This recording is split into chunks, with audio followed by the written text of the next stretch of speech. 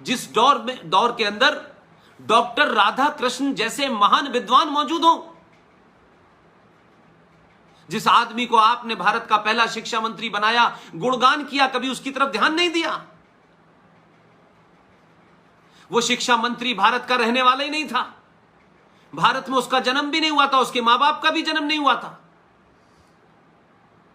वालिद साहब उसके मक्का के थे, वालदा उसकी मदीना की थी, और उसका जन्म मक्का में हुआ 1888 में।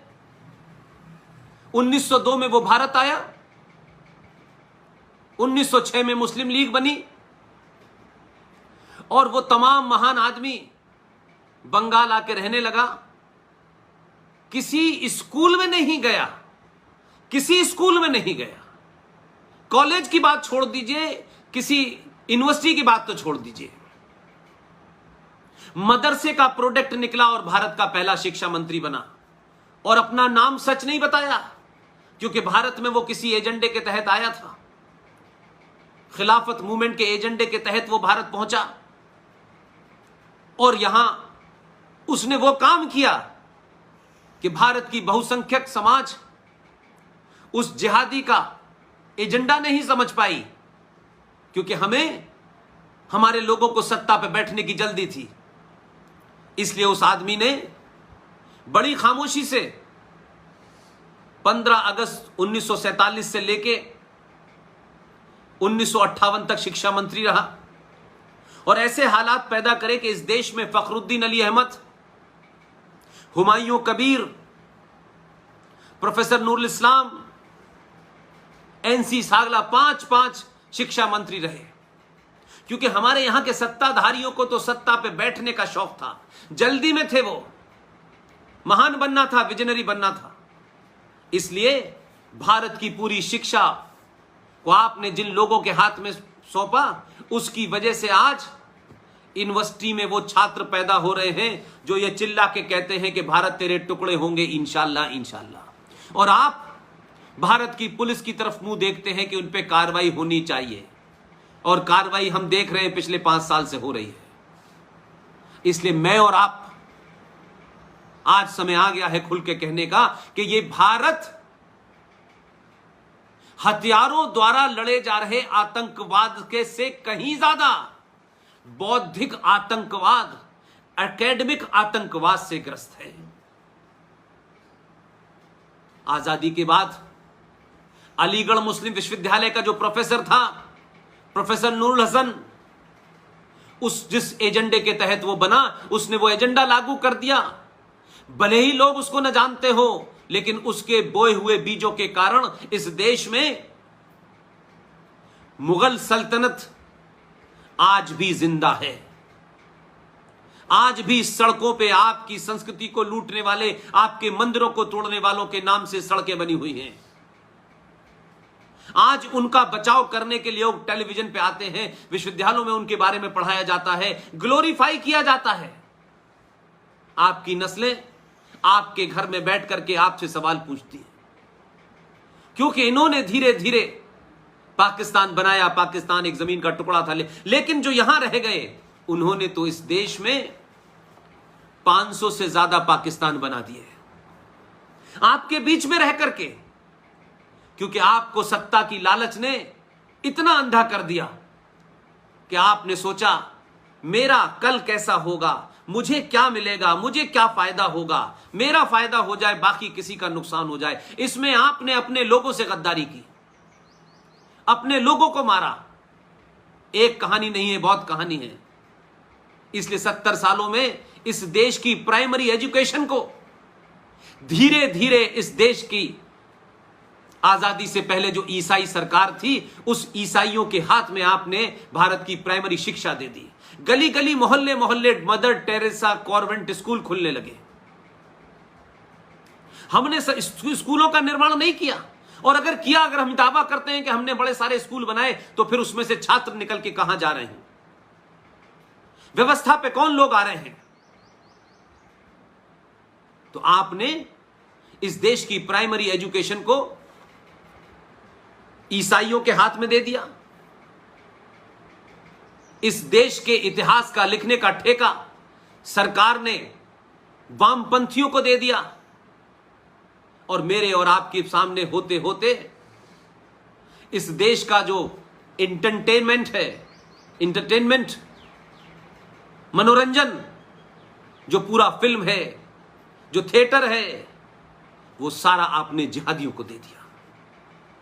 आपके पास आज कोई भी ऐसा इंस्ट्रूमेंट नहीं है जिससे आप भारत राष्ट्र को बचाने वालों को पैदा कर सकें। आज आपके अपने बीच में ही ऐसे लोग पैदा हो रहे हैं जो आपको अंदर से चुनौती दे रहे हैं।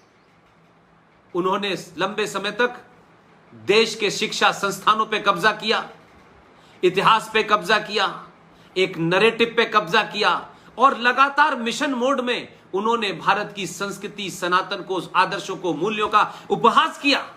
आज आपके बच्चे आपकी बात नहीं सुनते। आप जिस आदर्श की बात करते हो वो उन्हें दिखाई नहीं देता, क्योंकि हम आज भी किसी न किसी छोटे बड़े लालच के चलते सच बात नहीं बता पाते हैं। इसलिए मैंने कहा कि मौलाना आजाद के बारे में बताना चाहिए था। उनकी तो 58 में मृत्यु हो गई, लेकिन भारतीय राजनीति की बैसाखी देखिए इस अल्पसंख्यक मुसलमानों के कंधों पे कैसे चले हैं। 1992 के अंदर भारत के पुरुषार्थ को और गौरव को कुछ लोगों ने धराशाही किया अयोध्या में 6 दिसंबर को, लेकिन दिल्ली की सत्ता पर कुछ ऐसे कांग्रेसी बैठे हुए थे, उन्हें लगा कि कांग्रेस का वोट बैंक ही समाप्त हो जाएगा, जिस वोट बैंक को उन्होंने 70 साल में पैदा किया है, पाला है, पोसा है। उनकी जायज और नाजायज मांगों को मान करके इस देश के अंदर संविधान विरोधी, कानून विरोधी काम किए हैं। उन्हीं लोगों ने इस जिहादी भारत के पहले शिक्षा मंत्री, जो जाहिल अनपढ़ था, उसको भारत रत्न दिया गया ताकि मुसलमानों के जख्मों पे मरहम लगाया जाए। और ये हमने होने दिया। हमने सवाल नहीं उठाया कि 58 में जो शख्स चला गया उसको 1992 में भारत रत्न देने के लिए कौन सी आपने समीक्षा की है, और इतने लंबे समय के बाद आपने क्यों दिया। लेकिन वो पॉलिटिकल एक टूल था, पॉलिटिकल एक मैसेज था। लेकिन जिन लोगों को दिया उन्होंने कहा तुम हमें कोई भी चीजों से बहला नहीं सकते हो, वो अपने एजेंडे पे लगे रहे।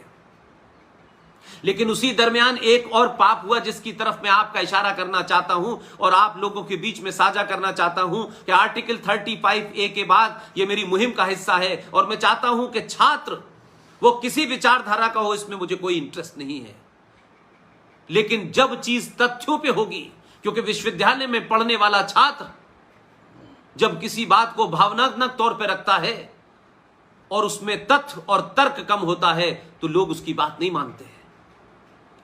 ये सड़कों पे जोर जोर से भारत माता की नारे लगाने से भारत माता सुरक्षित नहीं होने वाली। आपको, आने वाली नस्लों को तर्कों पे, लॉजिक पे, रीजनिंग के साथ, रेफरेंस के साथ उसको मजबूत करना होगा, ताकि जब आप जो बात कहें उस बात को कितना भी कोई घोर विरोधी हो आपका, वो आपकी बात को काट ना पाए। इसलिए मैं चाहता हूं कि जो आज आपने मुझे मौका दिया है, उसमें मैं जो भी कुछ चाहता हूं, उसमें मेरी कोशिश है कि छात्र छात्राएं एक ऐसे विश्वविद्यालय जहां से हमेशा राष्ट्रवाद की लौ जली है, जो भी बनारस गया, चाहे भारत के प्रधानमंत्री भी बनारस से चुनाव लड़ने गए हो, लेकिन उसके बावजूद भी मुझे वो तस्वीर याद है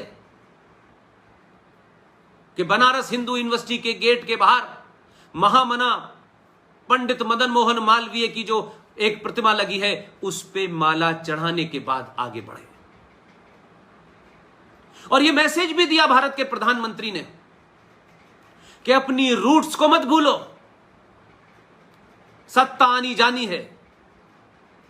अगर रूट से कट गए तो आप दुनिया में किसी मुल्क में चले जाएं, पैसा कमा सकते हैं, आपकी कोई वैल्यू नहीं है। जो लोग अपनी रूट्स के साथ रहते हैं उनकी दुनिया में इज्जत होती है। लिहाजा 1993 में देश की सरकार ने एक जघन्य अपराध किया, और इत्तेफाक से हमारे एक साथी हैं, दोस्त हैं, लॉयर हैं, अच्छा काम कर रहे हैं, लेकिन हम जो लोग अच्छा काम कर रहे हैं, जो बड़ा बीड़ा उठाए हुए हैं, उनको ताकत नहीं देते, उनका मॉरल बूस्टअप नहीं करते। इसलिए मैं कहता हूं कि 1993 में एक सरकारी ऑर्डर, एक नोटिफिकेशन दिया गया और रातों रात मुसलमानों को किसी तरीके से पुचकारो।